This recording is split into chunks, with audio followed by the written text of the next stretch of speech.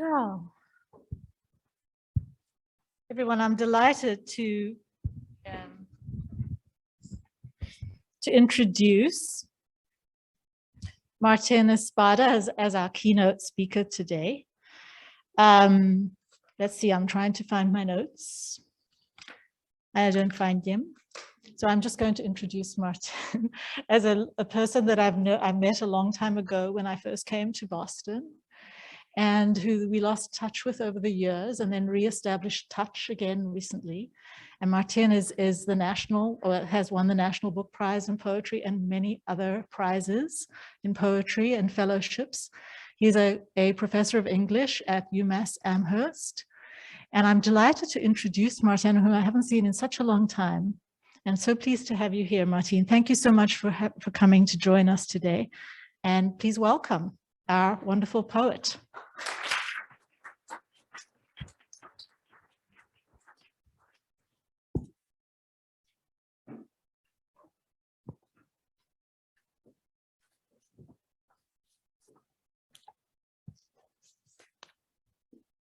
Buenas noches.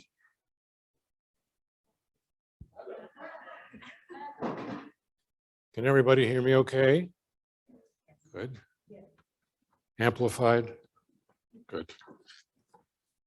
There we go. Loud. I would also like to find my papers. Many thanks to my old friend Karen Jacobson for that introduction, and especially for inviting me to be here tonight among you. Thanks to Jacob Ewing and Sarah Lodgen for their assistance as part of this program. Tonight, I'll be reading from my book of poems, Floaters, that received the National Book Award. And I'll be reading one new poem I've never read anywhere before. The focus will be on poems about migrants and migration, the dynamic of oppression and resistance, trauma and healing. I'll begin with the title poem itself and the trauma of crossing the border, the danger faced by asylum seekers who must cross deserts or rivers due to the draconian immigration policies of this administration and the previous administration. Everyone here has seen the photograph. Two Salvadoran migrants, father and daughter, who came to be known as Oscar and Valeria, drowned crossing the Rio Grande in June of 2019. It first appeared in La Jornada, a Mexican newspaper, then the New York Times, the Boston Globe, the Guardian, and everywhere else, triggering grief, triggering outrage, and also triggering trutherism. You may very well know of the I'm 1015 Border Patrol Facebook group with almost 10,000 members and an anonymous post on their page charging that the photo was a fake. This poem responds to that photograph and these charges. The title comes from the term used by many members of the Border Patrol to describe those who drown crossing over. Floaters. Epigraph.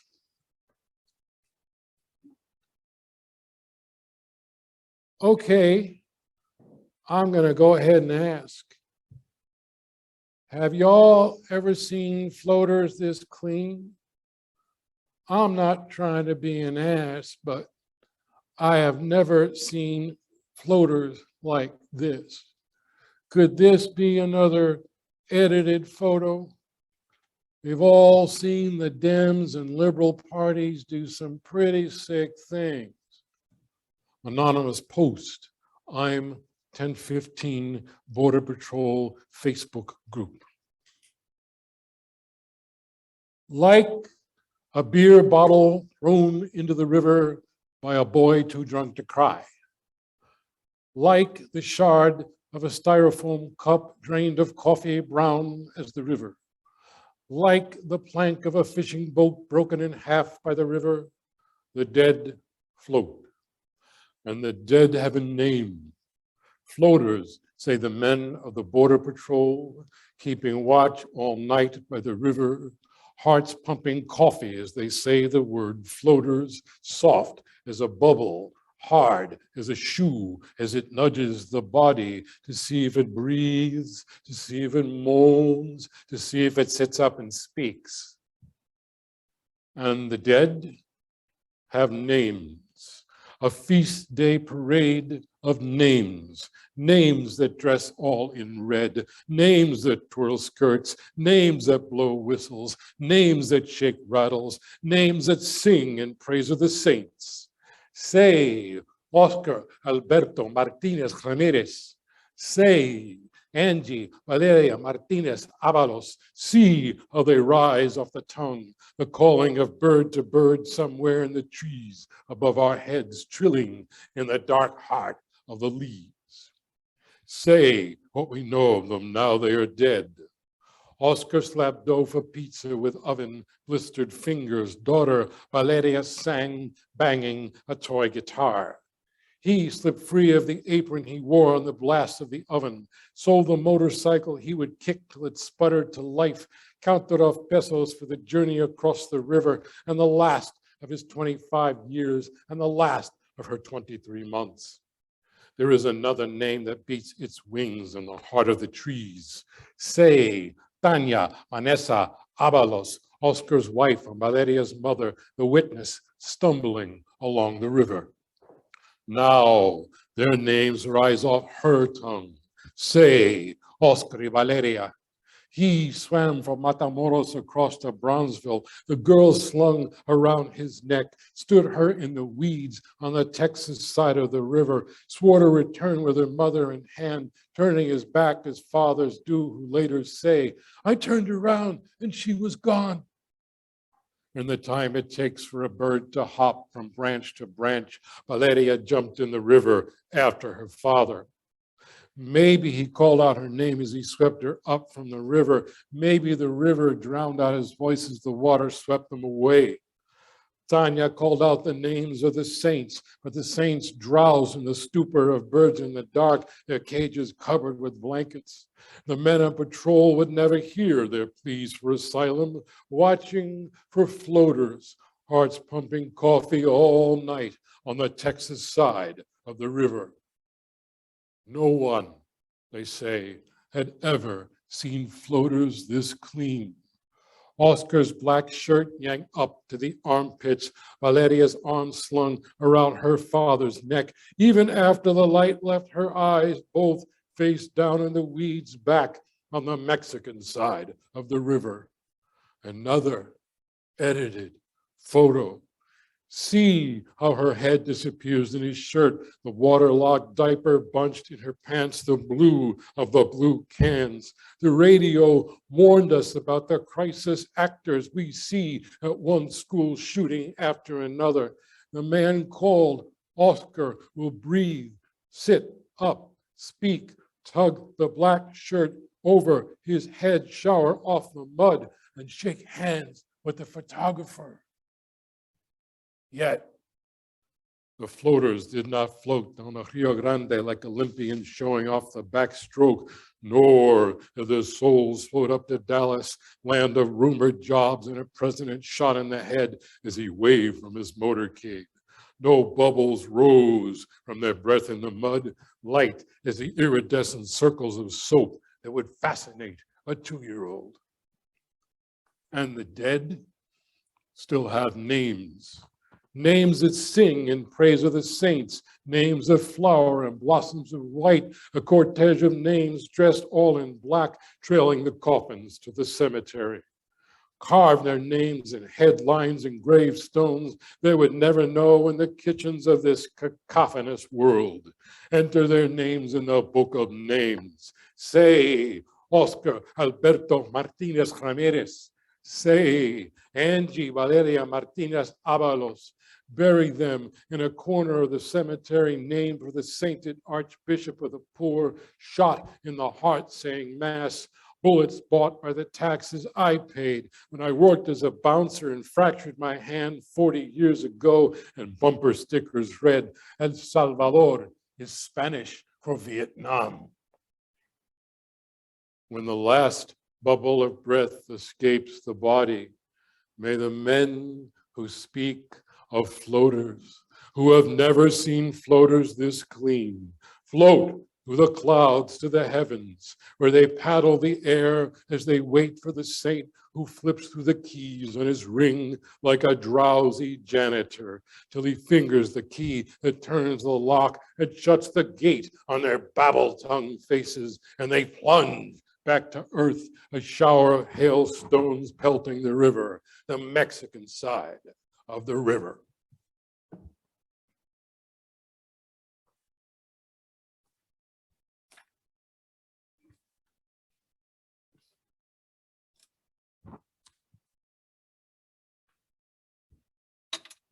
I understand that many of you here provide services of all kinds to migrants and refugees. I was a tenant lawyer with Su Clínica Legal, a legal services program for low-income Spanish-speaking tenants in Chelsea between 1987 and 1993. Chelsea, right across the Mystic Tobin Bridge from Boston. Chelsea is a gateway city, a city of immigrants. It always has been. My clients came, indeed, from the Spanish-speaking Caribbean, Puerto Rico, and the Dominican Republic. And they came from Central America, especially Guatemala and El Salvador. Refugees fleeing the wars of the Reagan administration in those days. Flash forward 3 decades. Now, what do we see? We see refugees on the southern border fleeing the same countries in Central America because it is, in fact, the same war. The second half of this poem also refers to the notorious Chuck Stewart murder case in Boston, which falls along the same continuum of racism in this city and everywhere else. So this poem is called Jumping Off the Mystic Tobin Bridge. I close my eyes and see him windmilling his arms as he plummets from the Mystic Tobin Bridge to prove me wrong, to show me he was good, to atone for sins like seeds on the lopsided apple of his heart, but mostly to escape from me in the back of his cab, a Puerto Rican lawyer in a suit and tie. I hated the 111 bus, sweltering in my suit and tie with the crowd in the aisle, waiting to hit a bump on the Mystic Tobin Bridge so my head would finally burst through the ceiling like a giraffe on a circus train. I hated the 111 bus after eviction day in Chelsea District Court, translating the landlords and judges into Spanish so the tenants knew they had to stuff their clothing into garbage bags and steal away again, away from the 40-watt squint that followed them everywhere, that followed me because I stood beside them in court. I would daydream in the humidity of the bus, a basketball hero flipping the balled up pages of the law into the wastebasket at the office as the legal aid lawyers chanted my name. I hated the 111 bus. I had to take a taxi cab that day. "What the hell are you doing here?" said the driver of the cab to me in my suit and tie. "You gotta be careful in this neighborhood. There's a lot of Jose's around here." The driver's great-grandfather staggered off a boat so his great-grandson could one day drive me across the Mystic Tobin Bridge, but there was no room in the taxi for chalk and a blackboard. He could hear the sawing of my breath as I leaned into his ear, past the bulletproof barricade somehow missing, and said, "I'm a Jose." I could see the 40-watt squint in his rearview mirror. "I'm Puerto Rican," I said. It was exactly 5 p.m., and we were stuck in traffic in a taxi on the Mystic Tobin Bridge. The driver stammered his own West Side story without the ballet, how a Puerto Rican gang stole his cousin's wallet years ago. "You think I'm gonna rob you?" I said, in my suit and tie, close enough now to tickle his ear with the mouth of a revolver. I could hear the sawing of his breath. He still wanted to know what I was doing there. "I'm a lawyer. I go to court with all the Jose's," I said. Stalled traffic steamed around us, the breath of cattle in the winter air. "Where are you going for the holidays?" the driver said. I thought about Christmas Eve in court, eviction orders flying from the judge's bench with tenants without legal aid lawyers or children old enough to translate the English of the summons did not answer to their names. Every year, the legal aid lawyers told a joke about the Christmas defense. "Your Honor, it's Christmas." I said to the driver, "I will be spending Christmas right here with my fellow Jose's." The driver shouted, "What do you want me to do? Get out of this cab and jump off the bridge?" We both knew what he meant. We both knew about Chuck Stewart, the last man to jump off the Mystic Tobin Bridge. Everybody knew how Chuck drove his wife to Mission Hill after birthing classes, the flash and pop in the dark when he shot her in the head and himself in the belly. Everybody knew how he conjured a black carjacker on a crackling call to 911, the way the Mercury Theater on the air conjured Martians in New Jersey on the radio half a century before. Everybody knew how 100 cops pounded on door after door in the projects of Mission Hill, locking a black man in a cage for the world to see, like the last of his tribe on exhibit at the World's Fair. Everybody knew how Chuck would have escaped, cashing the insurance check to drive away with a new Nissan, but for his brother's confession, the accomplice throwing the Gucci bag with makeup, the wedding rings, and the gun off the dizzy bridge in Revere. Everybody knew how Chuck parked his new car on the lower deck, left a note, and launched himself deep into the black water, how the cops hauled his body from the river by lunchtime when I walked into the office to tell the secretary, "Chuck Stewart just jumped off the Mystic Tobin Bridge." I said nothing to the driver. I almost nodded yes in the rearview mirror. I confess, for a flash, I wanted him to jump. The driver, the cops, the landlords, the judges, all wanted us to jump off the Mystic Tobin Bridge. All wanted us to sprout gills like moving monsters so we could paddle underwater back to the islands, down into the weeds and mud at the bottom, past the fish-plucked rib cages of the dead, the rusty revolvers of 1,000 crimes unsolved, the wedding rings of marriages gone bad, so we washed up on shore in a tangle of seaweed, gasping for air. Last night, still more landed here, clothing stuffed in garbage bags to flee the god of hurricanes flinging their houses into the sky, or the god of hunger slipping his knife between the ribs. Not a dark tide like the tide of the Mystic River, but builders of bridges. You can walk across the bridges they build, or you can jump.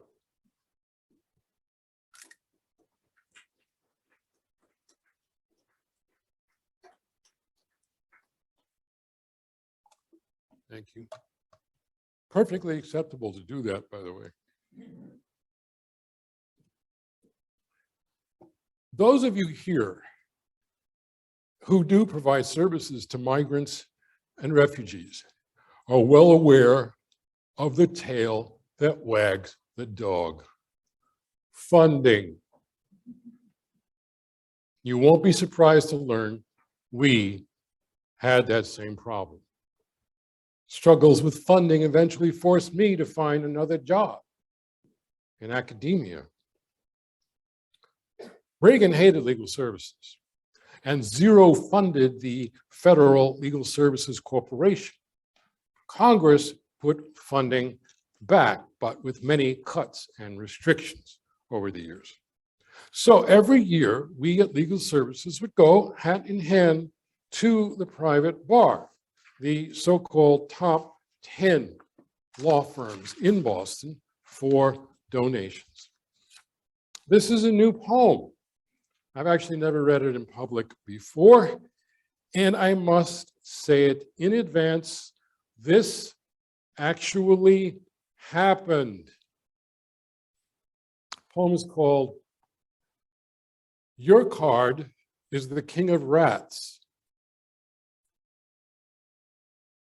We were the lawyers from Legal Aid, ready to state our case at the luncheon of the Bar Association, the white shoe law firms, the last of the Boston Brahmins. I would peek in the windows of their townhouses in Lewisburg Square to glimpse the paintings on the walls, their ancestors stiff in oils.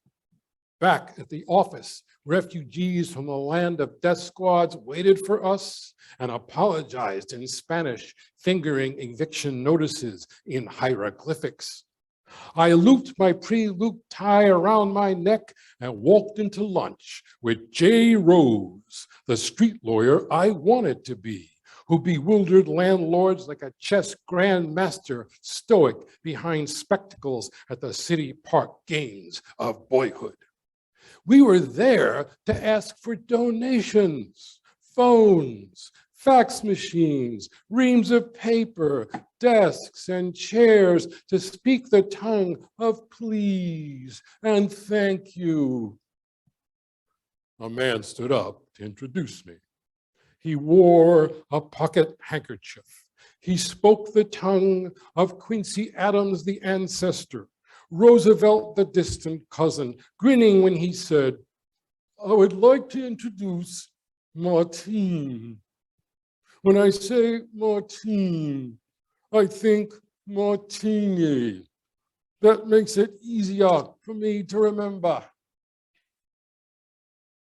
I waited for the inebriated chuckles to fade.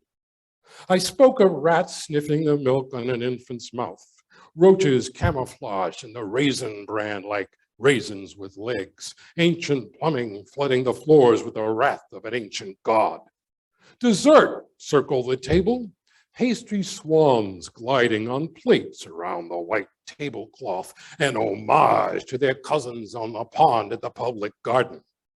I saw the spoons dig into the crust of swans, scooping out the cherry filling.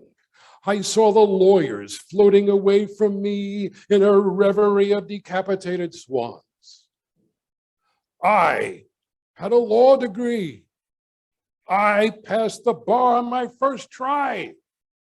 Now, I was a magician hired for a birthday party. Boys and girls infatuated with the red innards of dessert jiggling on their spoons. I dealt my magician's deck of cards, Polaroids of rats in glue traps, roaches fatter and juicier than any raisin in the cereal box, the fountain of a toilet brimming of brown soup, snapshots we passed out to judges for injunctions to bless the landlords. How I wanted to call out and amaze all the lawyers at lunch. Is your card the king of rats? Is your card the queen of roaches? Is your card the ace of excrement? Spoons hung in the air. I saw the muscles in their jaws grind to a stop like the wheels of trains pulling into the station. Some scrutinized their hand of Polaroids, aristocrats anticipating recitation of the details at a revolutionary tribunal. Some turned their hand face down, blackjack players praying for better cards. Some passed, never looking at the king of rats or the queen of roaches, as if to say, I left no red fingerprints on the white door of those who fled that place. Amid the swans, half eaten, hearts open like valentines on the tablecloth.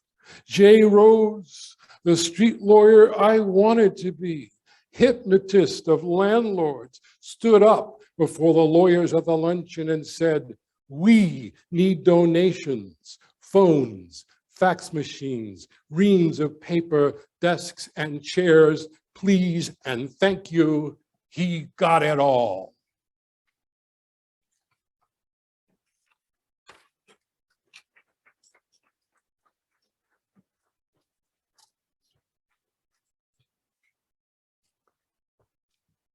And that is how you do fundraising for a nonprofit.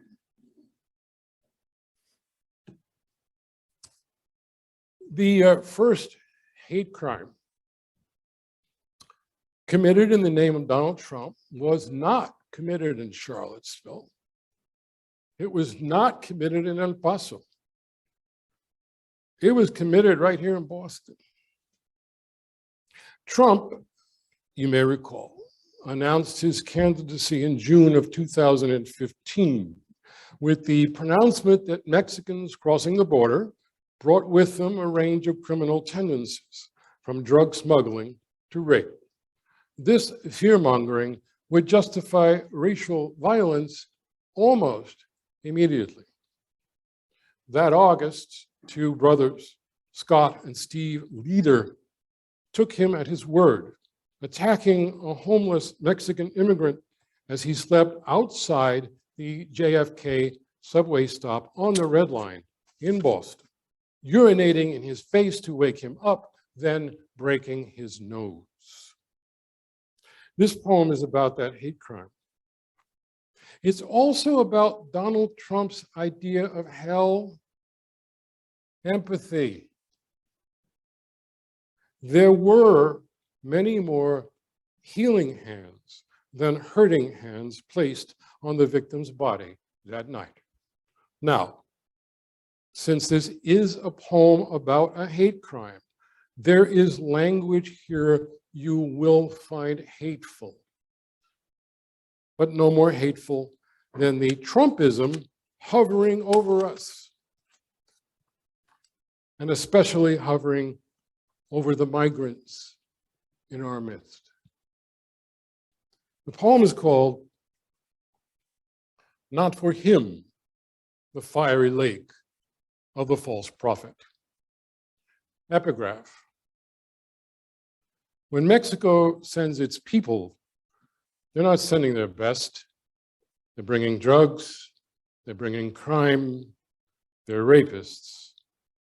Donald Trump, June 16, 2015. They woke him up by pissing in his face. He opened his mouth to scream in Spanish, so his mouth became a urinal at the ballpark. Scott and Steve, the Leader brothers, celebrating a night at Fenway, where the Sox beat the Indians and a rookie named Rodriguez spun the seams on his changeup to hypnotize the tribe. Later that night, Steve urinated on the door of his cell, and Scott told the cops why they did it. Donald Trump was right. All these illegals need to be deported. He was a Mexican in a sleeping bag outside JFK Station on a night in August, so they called him a wetback and emptied their bladders in his hair.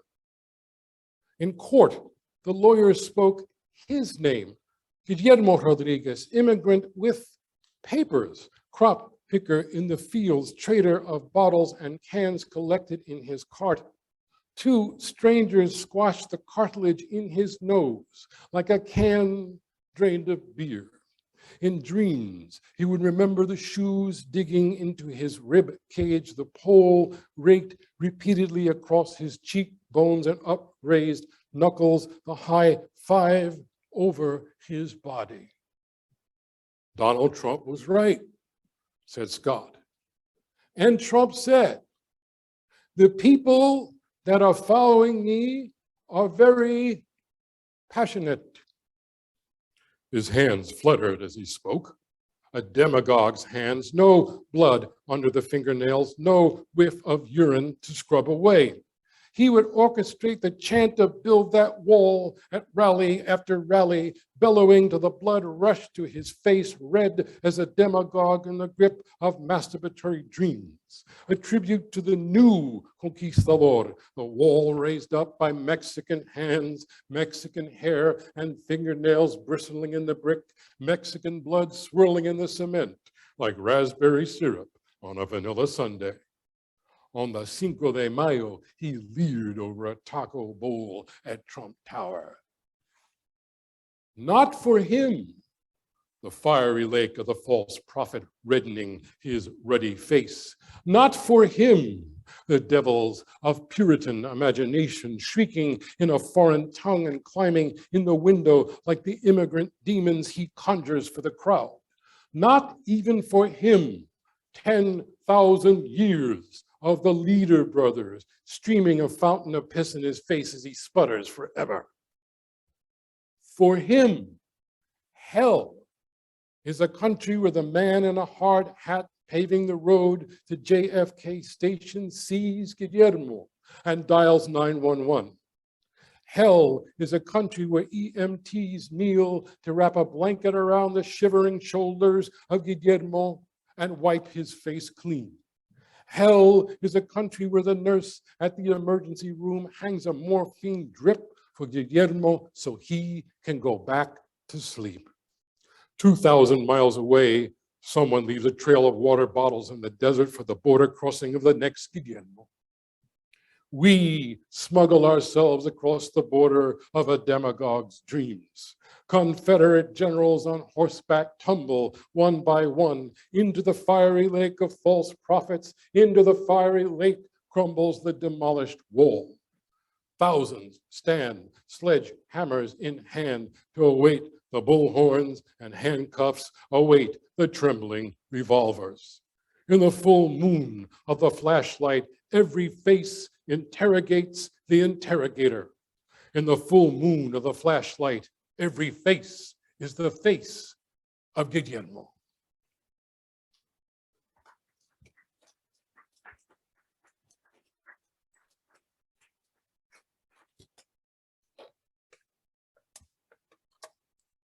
Three months ago,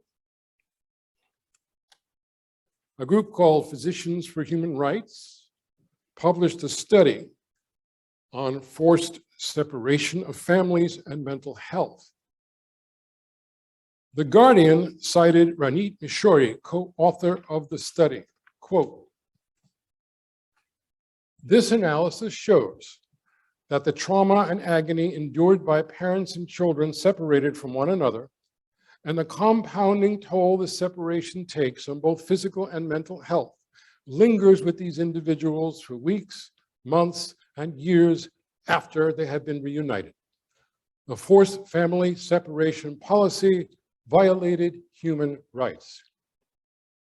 My friend Camilo Perez Bustillo, former director of advocacy for the Hope Border Institute, along with Josh Rubin and Witness at the Border, helped to lead a campaign to close an internment camp for 3,000 adolescent migrants at Tornillo, Texas, in the desert east of El Paso, and shut it down. They did. Camilo told me in an email, quote, "The one place the kids detained there told us they felt free was on the soccer field, where they could be for brief rotating periods. They connected in some kind of physical flow with the world beyond the barbed wire by kicking as many soccer balls as high and as far as they could, beyond the fencing around them. Large numbers of these balls piled up quickly outside and at the edges of the facility, interspersed among the fencing. Those of us visiting and protesting outside joked that each of these balls marked a goal with a message." So this became a poem, which I call Ode to the Soccer Ball Sailing Over a Barbed Wire Fence. Epigraph. Tornillo has become the symbol of what may be the largest US mass detention of children not charged with crimes since the World War II internment of Japanese Americans. Robert Moore, Texas Monthly.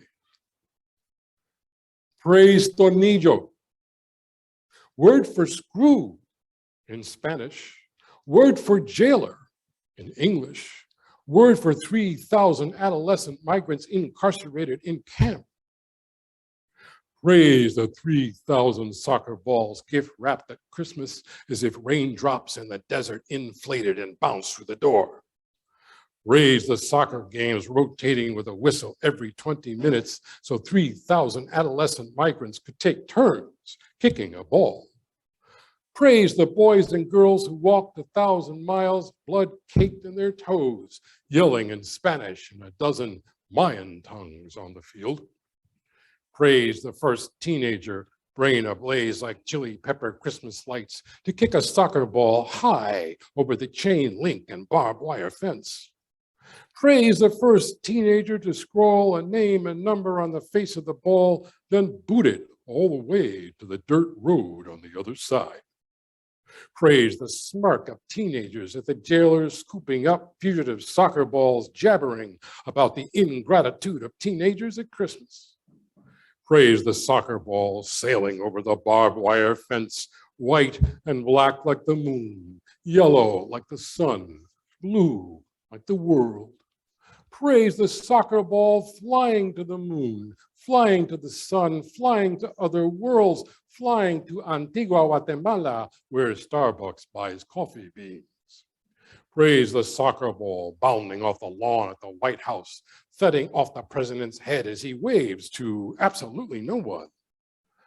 Praise the piñata of the president's head, jelly beans pouring from his ears, enough to feed 3,000 adolescents incarcerated at Tornillo. Praise Tornillo, word in Spanish for adolescent migrant internment camp, abandoned by jailers in the desert, liberated by a blizzard of soccer balls.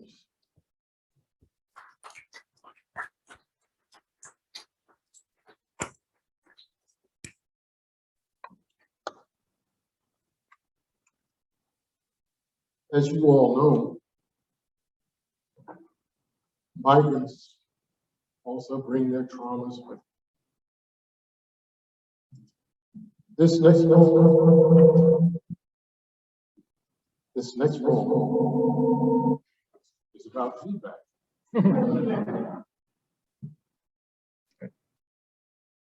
This next poem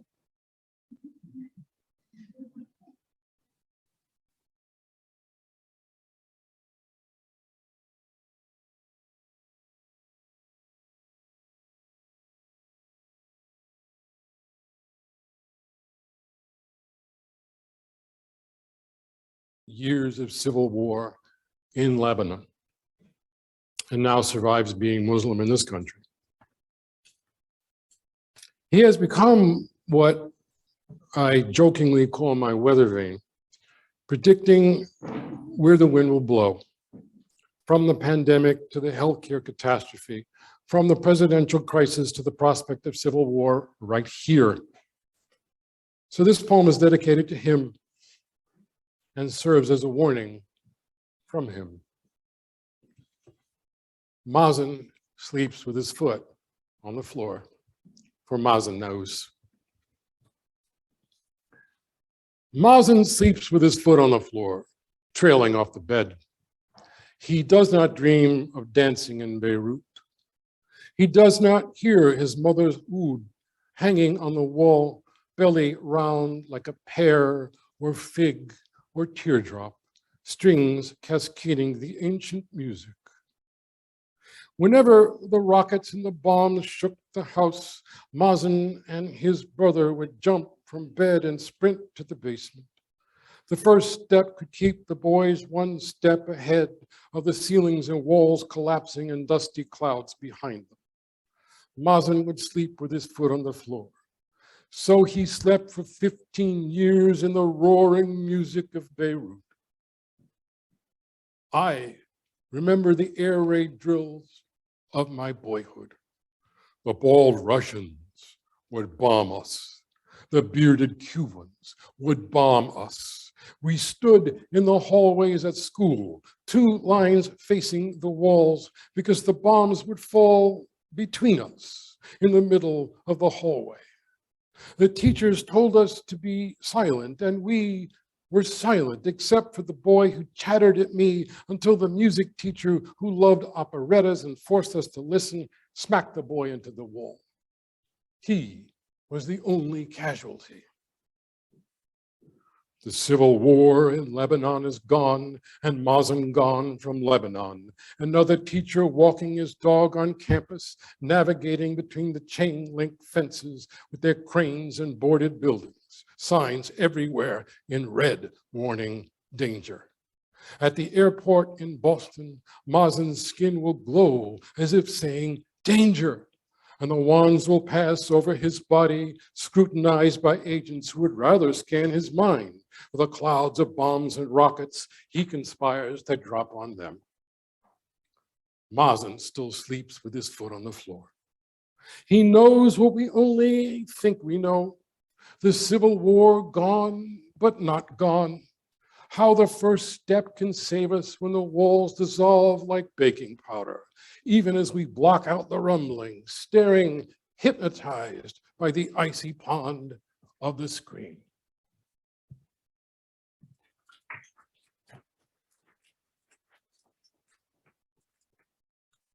I don't see a clock anywhere. How are we doing on time?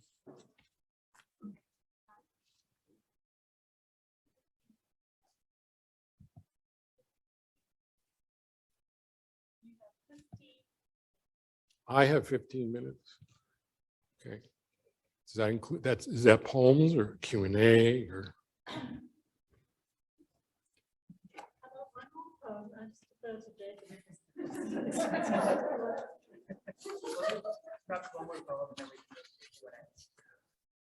I didn't understand a word you just said. Sorry, we'll do one more poem and then go to Q&A. Okay.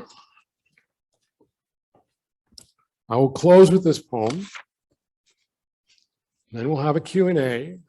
And then there are books in the back where I will be signing. And please come say hello, because I haven't had a chance to meet any of you yet. And you're all wearing masks. This is a good place to end. My father was a migrant. Francisco Luis Espada, Frank Espada, was born in the mountain town of Utuado, Puerto Rico in 1930 and died in Pacifica, California, outside San Francisco in 2014. When Hurricane Maria hit Puerto Rico in the fall of 2017, I suddenly saw Utuado everywhere, on TV, on the internet, in the headlines. As John Lee Anderson put it in the pages of The New Yorker, Utuado had, quote, become a byword for the island's devastation, an equivalent to New Orleans' lower Ninth Ward after Hurricane Katrina. 3,000 people died by official estimates. Others say 4,000 and up. We don't think of Puerto Ricans as migrants, though we should. We don't think of Hurricane Maria as the kind of terrible climate change that drives migrants from their homes, though we should. I started talking to my father, though he died 3 years before. More precisely, I started talking to his ashes in a box on my bookshelf, and that was the genesis of this last poem I'll read tonight. It's called Letter to My Father, October 2017. You once said, my reward for this life will be 1,000 pounds of dirt shoveled in my face. You were wrong.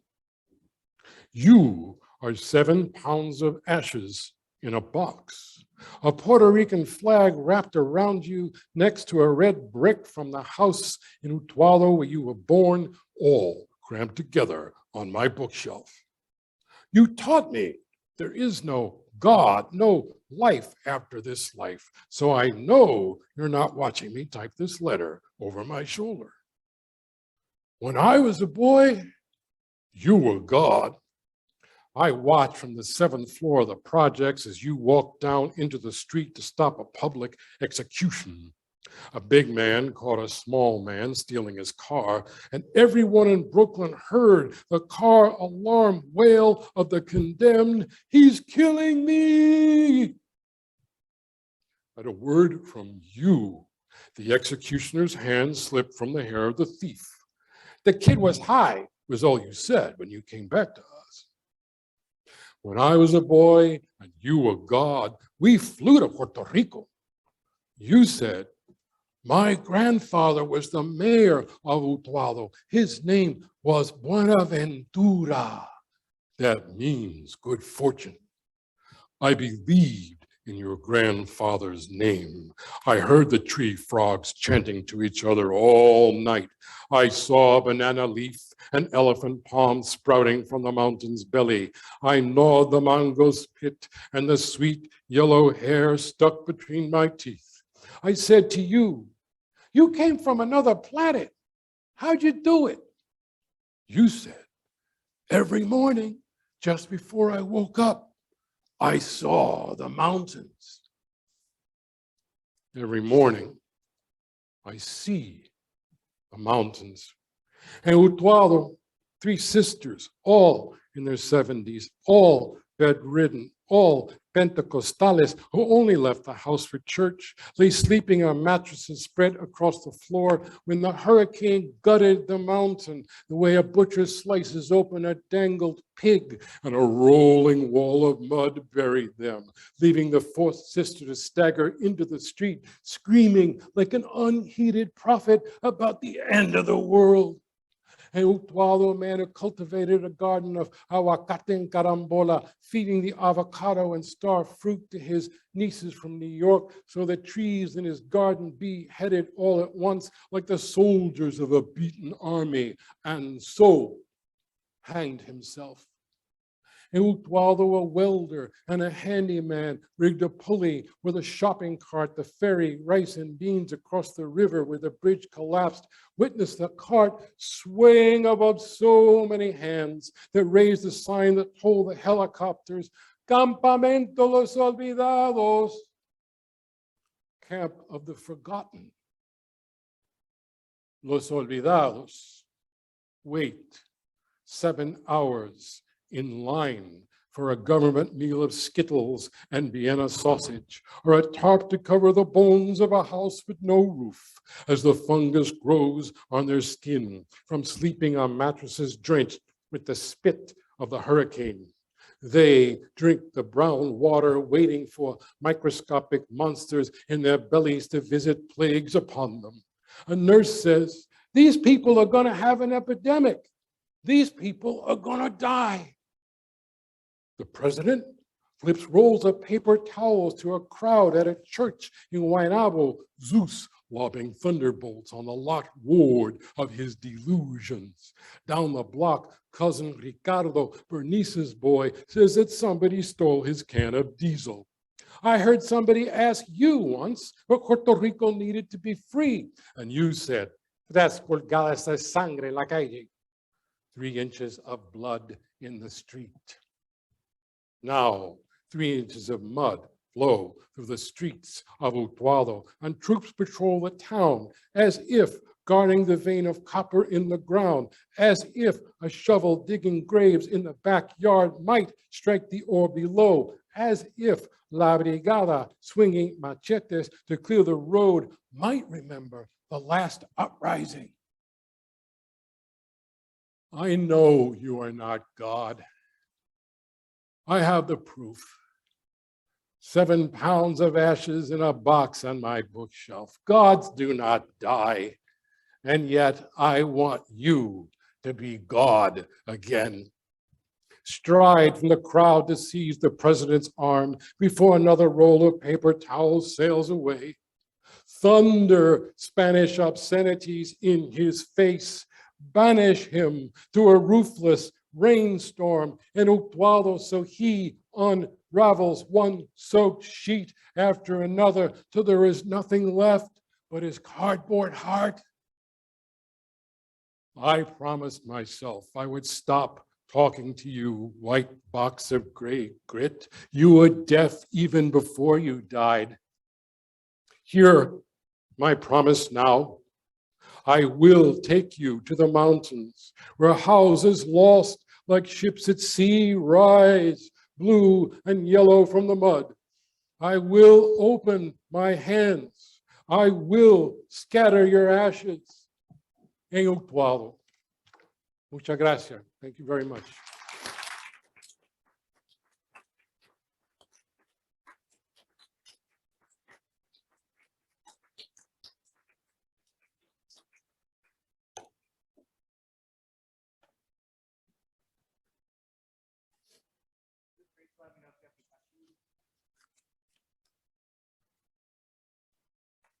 In the back.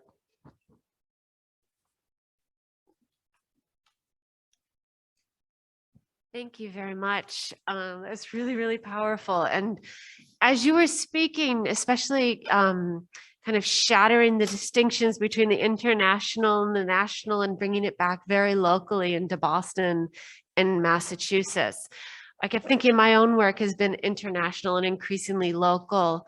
And I was thinking about in January 2020 when Sousa Baranowski Correctional Center, they reorganized it in response to an attack on guards and spent 2 to 3 weeks systematically brutalizing people inside that prison, sending people to the hospital. And it's hard to even get headlines on it, right? The Boston Globe did one piece on it, on one extraction from a cell, using dogs, having people kneel for hours in a cafeteria in stress positions, heads banged up against walls, right? Constantly. So this is Massachusetts. And so I guess I was thinking about, as you were talking, especially the poem about the bridge, yeah, and how you reconcile life within this liberal bastion with a realization of sort of the crossroads of inequity and brutality that we live amongst, even here. Well, I think first we have to confront the idea that this is a liberal bastion. I don't know how many people here are local or regional. I've been living in Massachusetts since I came here to go to law school. So that would have been, 1982. I can't think of this place as a liberal bastion.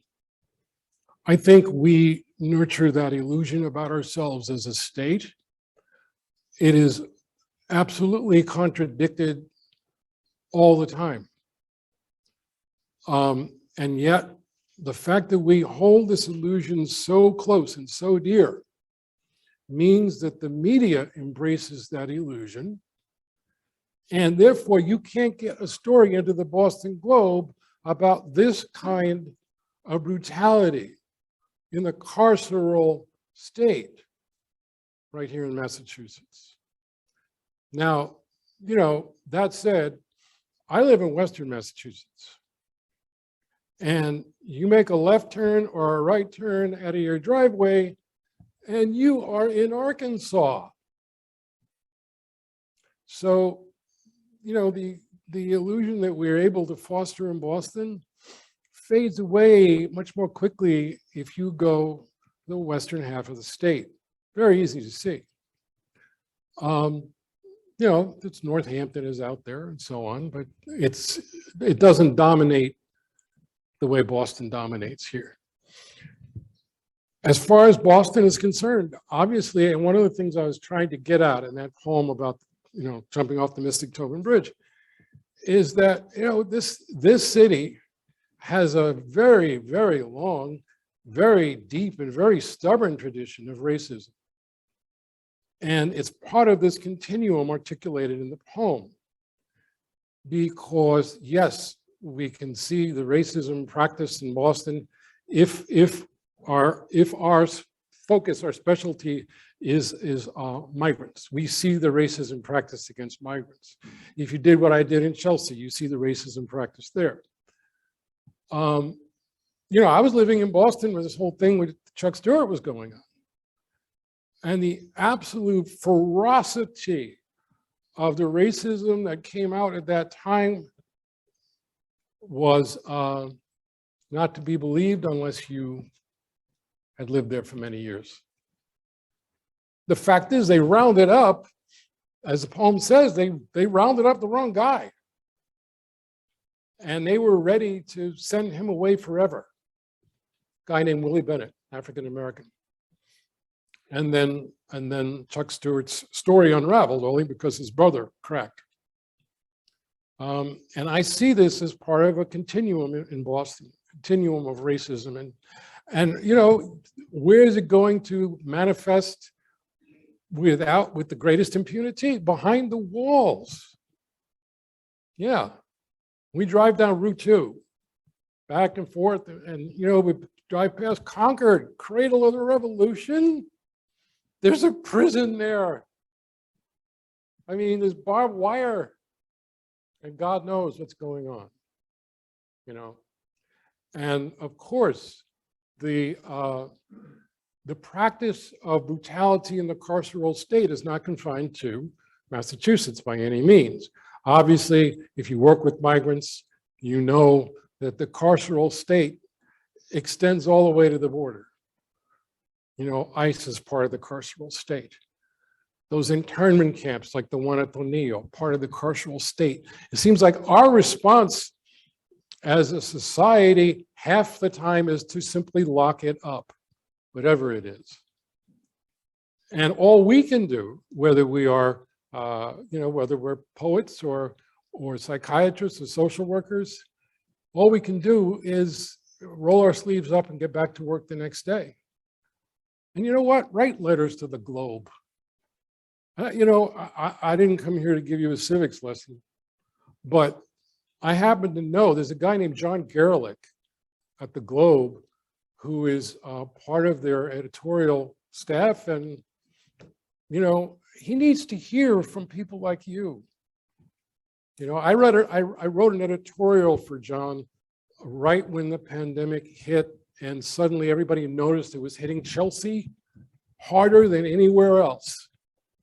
You know, what the physical evidence coming back from Chelsea showed that it was the highest rate of infection of anywhere in the state by a sizable margin. No one had even thought about it. I wrote a piece for John. So yeah, write him a letter. And for that matter, hell, write an editorial.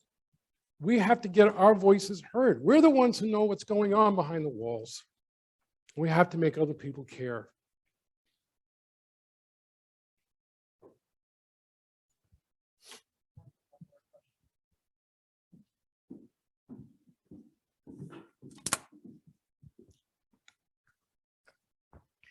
Thank you very much for your time tonight.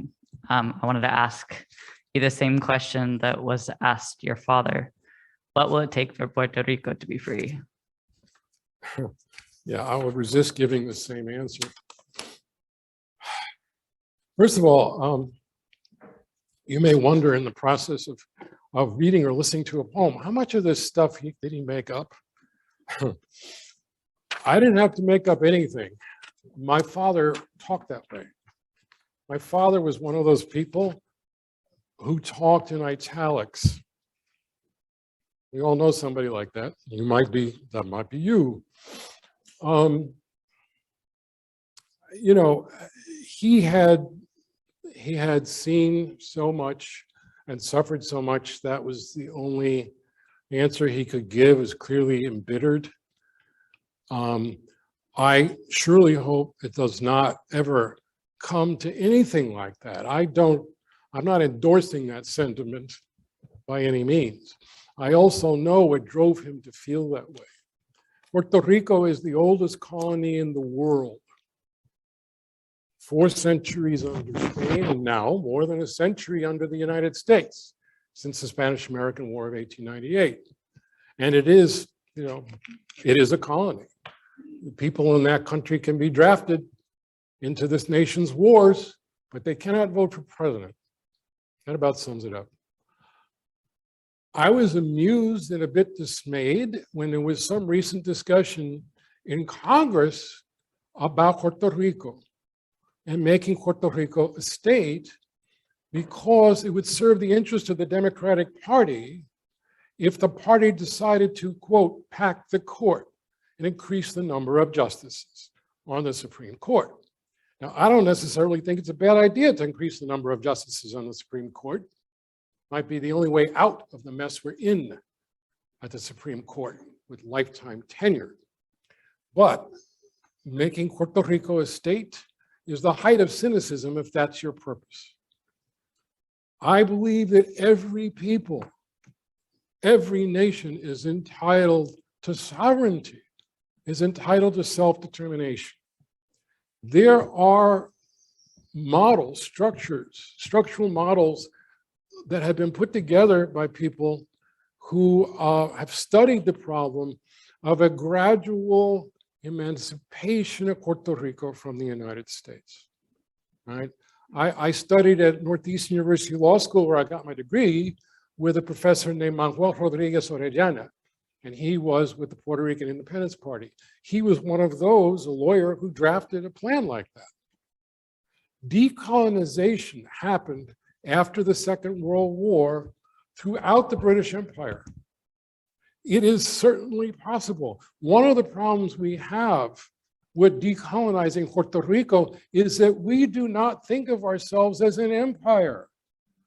We do not think of ourselves as the kind of country that would possess colonies in the first place, for Christ's sake. And so it becomes much harder to have that conversation at all. When I go to Ireland, I went to Ireland and did a series of readings. I'm talking about Puerto Rico. In my poems, I said, oh yeah, we get that. Yeah, colonialism, yeah, we had that, yeah. Imperialism, I had no problem having this conversation in Dublin or Galway. When I come here, all of a sudden, it is, but the fact of the matter is, I also believe it's an inevitability, because that self-determination should be the ultimate destiny of all people. I carried away there.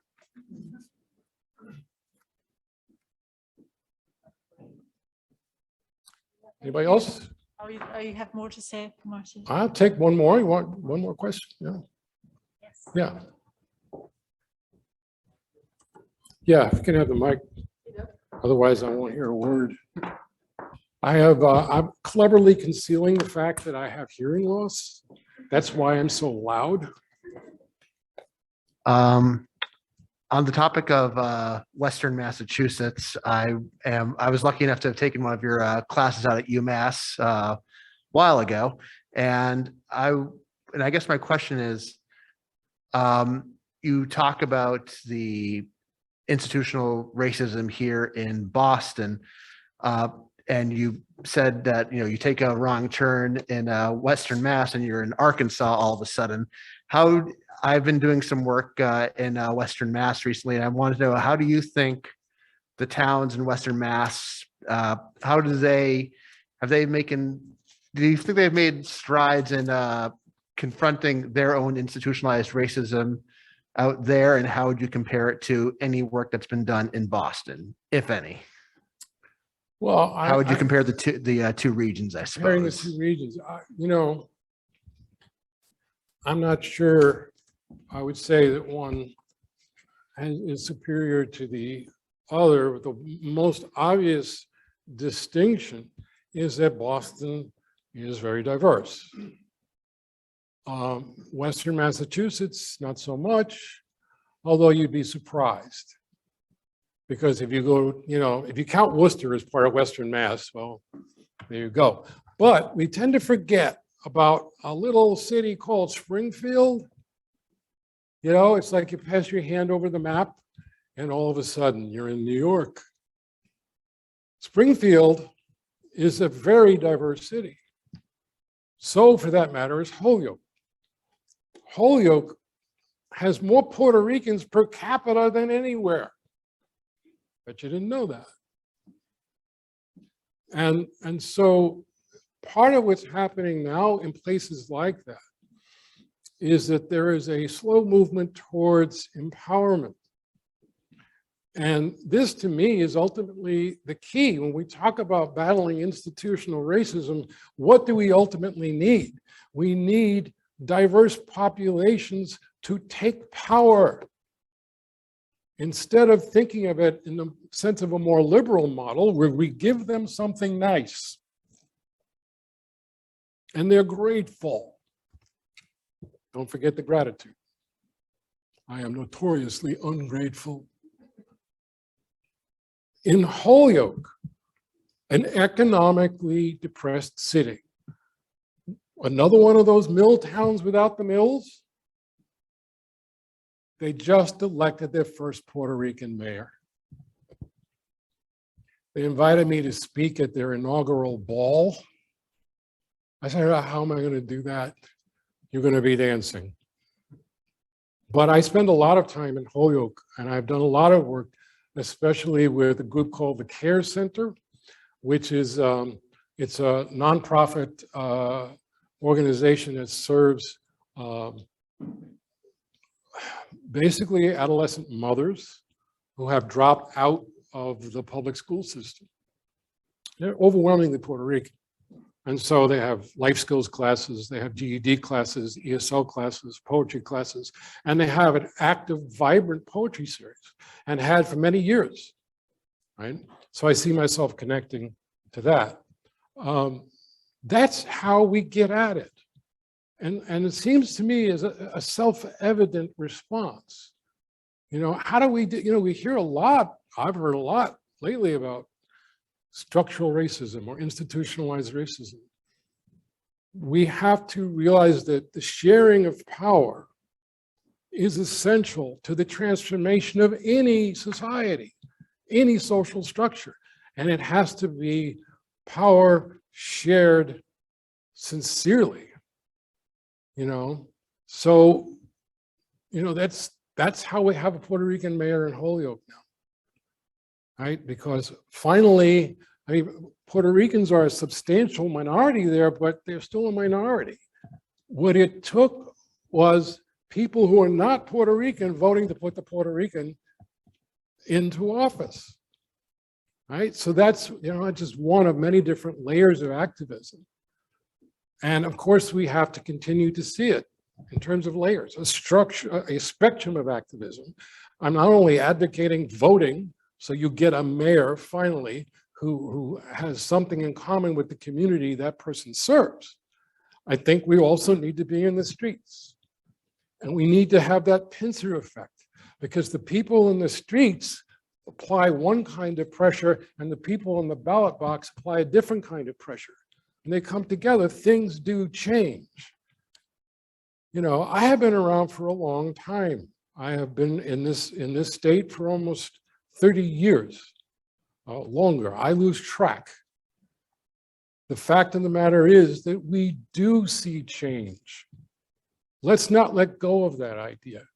Change does happen, but we must remember too that change is not linear. We don't just go right up. Change is nonlinear.